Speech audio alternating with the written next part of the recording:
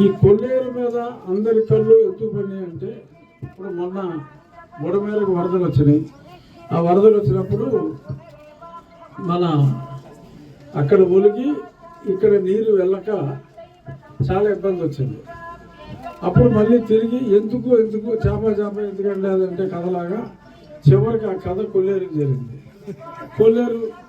కొల్లేరులో ఆగిపోయింది. కొల్లేరులో ఎందుకు ఆగిపోయిందంటే ఇదిగో ఉప్పుడేరు ఆక్రమణలో గురైంది. ఉప్పుడేరు పక్కన అటు ఇటు కూడా చెరువులు తవ్వేశారు, వాళ్ళు గట్లు వేస్తారు. సో కాబట్టి సకానికి సగం ఆ వాటర్ లాక్క ఈ ఇబ్బంది అంతా కూడా వచ్చింది అని చెప్పి, దాంతో ఈ ప్రక్షాళనకి దీంతో పాటు కొల్లేరుకి, ఆ కొల్లేరులో కూడా మరి చెరువులు అంటే గట్లేస్తారు, అవన్నీ మునిగిపోయినాయి. యాక్చువల్గా మునిగినప్పటికీ ఇక్కడ పట్టేసింది. దీని వలన మళ్ళీ వరద అనేది ఎప్పుడు వస్తుందో మనం చెప్పలేము. మళ్ళీ వచ్చినప్పుడు చూసుకుందామంటే కుదరదు.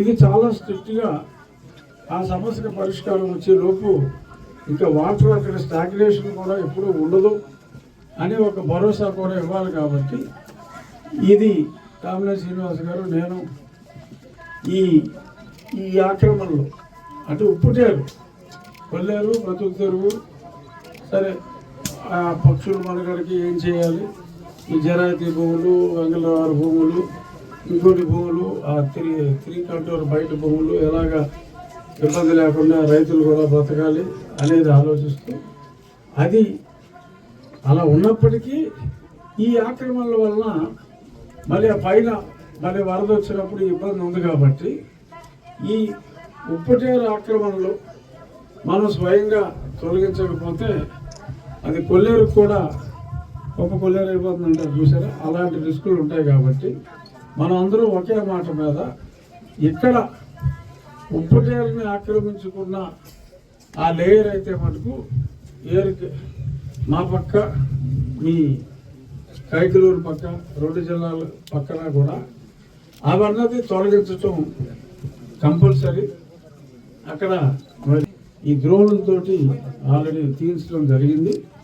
అది తర్వాత రేపు ఎల్లుండో కామినేని గారితో కూర్చుని అది కూడా స్టడీ చేసి ఒక ప్రణాళికతో ఒక 4-5 రోజుల్లో మీకు మీరే తీసేసుకుంటాం.